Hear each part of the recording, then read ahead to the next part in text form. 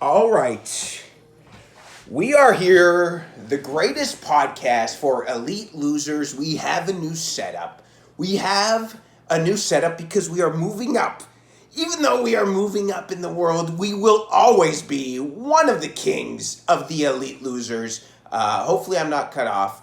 Well, to be honest, the only difference I made here, instead of being against a plain white wall, I have this chair. It's a little nicer. There's some art, and why not have a not podcast studio looking presentable? And I don't know if you can see my guy, little Thor, making an appearance on the pod this week. On Monday, he tore his other.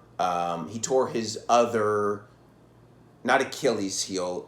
He tore his other ACL. So 2 years ago, I moved to New York. 2 months into the move to New York, everything's gone brutal. I have no money. I lost everything in crypto. He tore his right ACL. And I didn't even have a bed at that time.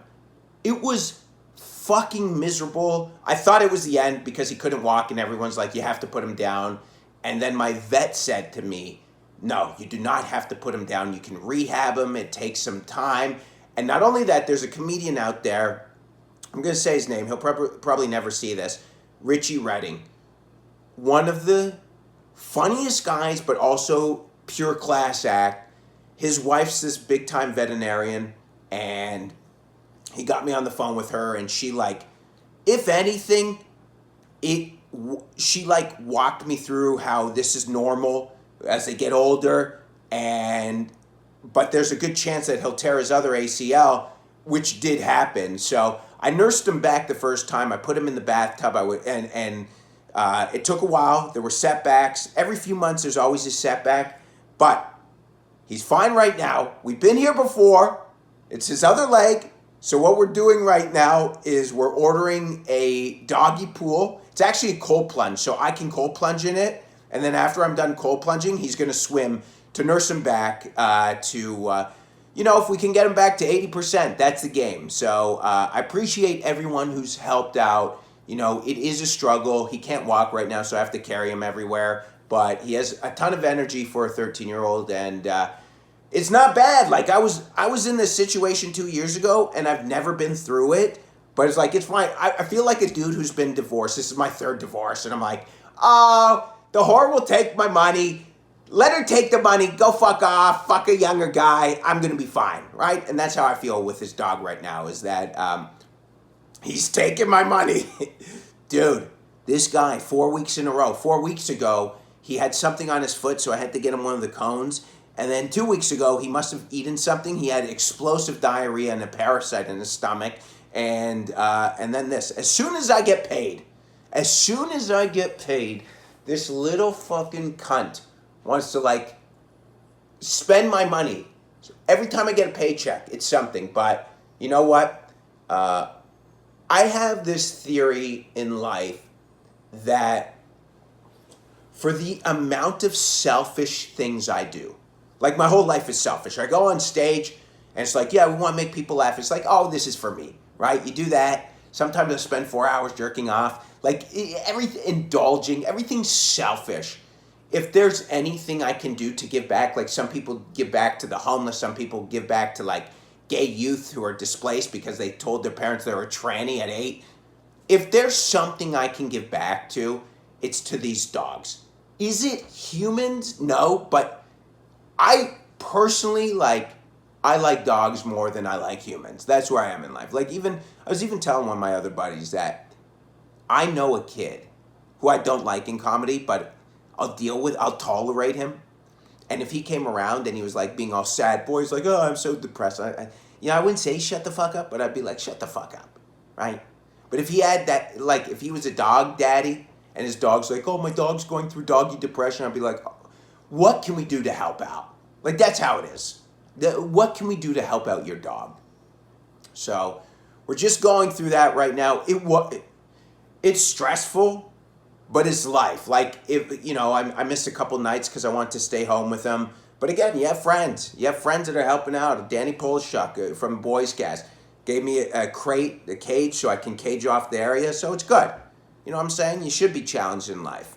You know, not everything's easy. Fucking, that's what happens when a guy's broke with no money in his account giving you life advice. That's an Elite Loser podcast. So we're doing that with that, and videos are cooking on Instagram. So if you don't follow the IG account, we got a couple of videos in the algorithm. A lot of hate in the comments. I laugh. I don't mind it. Like, it doesn't. The hate never bothers me because it makes me feel somewhat relevant. Where someone's like, "You're so out of touch," where I'm like, "Well, I'm still a little relevant for being out of touch, right?" Like, that's good. I don't mind. I don't mind, like, even when I do comedy and people are like groaning, I'm like, well, I don't care. I mean, I'd rather be, you know, out of touch getting something than just like medium. But yeah, so we're on the wrong side of history, but somewhat relevant. Not relevant in grand schemes of things to like 200 people. And then people will see the numbers on this podcast, like, it's only 40 views, so how's that 200 people? But other than that, yeah, it's been good. I waste the other money I don't spend on the dog on OnlyFans subscriptions, which I don't mind. Like, honestly, people talk about, who are these losers who are paying for OnlyFans? I'm like, right here, buddy. I love it. I don't, but it's no, why is it when I pay for an OnlyFans subscription, it's like, what a loser? And then you're someone going to an art museum, you're like, you can't even appreciate that in the privacy of your own home when the lights are dim and you need to get off. So what the fuck's a Picasso gonna do when you can't even take it home? At least with this OnlyFans, like, I'm not sending the messages. I know some Indian dude who's hired for $5 an hour maybe is like responding, because I follow like guys. I follow guys, and the message would be like, "Hey babe," and I'm like, "Well, I know this is like Vishal right now messaging me, right? You know, it's not this dude. It's not Blake. Blake's not saying, 'Hey babe,' you know. It's all guys watching this like 23-year-old rip model, but so yeah, a lot of my money's spent there, but I don't even care. Like, I don't find it depressing. I don't even like, even when I want to hook up with someone younger, I don't find it depressing if I have to offer them a couple $100 to give them a massage and no strings attached. But that's, hey dude, there is a reason. Again, this is the greatest podcast for elite losers. If I'm not paying for sex, if I'm not paying for OnlyFans, if I'm not like taking care of a dog who I should have put out his misery 3 years ago, this is not the greatest podcast for elite losers. So that's how it goes. But other than that, my mind was just all wrapped up in the dog stuff this week. So I didn't think anything creative. The only other thing I was thinking about, like, I listened to a lot of comics talk about the personal stories, like their long stories. And I was like, so I started talking about my brother. My brother's schizophrenic, which I honestly think I have. Oh no, everyone talks about being paranoid. Dude, I hear voices all the time. Like, my mind is out of control, which is fine. I just don't want to get diagnosed, because I'd rather be like a little bit crazy and insecure and anxious and paranoid that someone's like staring at me, or this plane might go down, even though the chance is 1 in 16 million.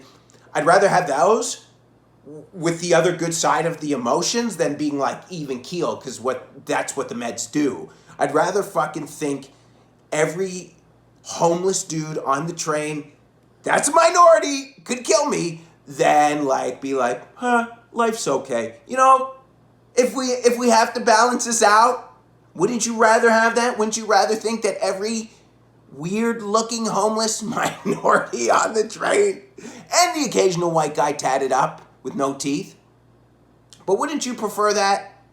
Man, that's how I know my brain wasn't working. It took me a while. First of all, I'm still fasting right now, because again, I don't want to eat before I do this and be sluggish, but it felt like it took me a couple minutes to get this going, and now I feel good. Now I feel fucking cooking, right? Now I feel cooking.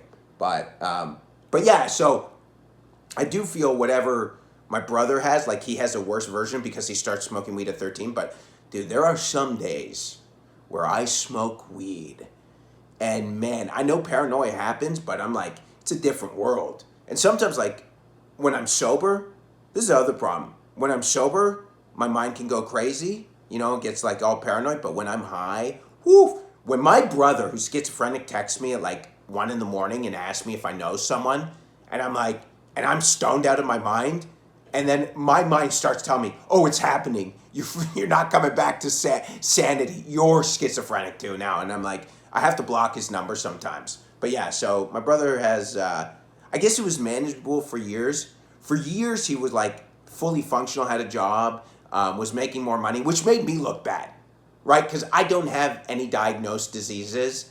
And my brother, who's full on schizo, has a condo mortgage and a driver's license. I don't have the driver's license. And like, my dad's like looking at me like, come on,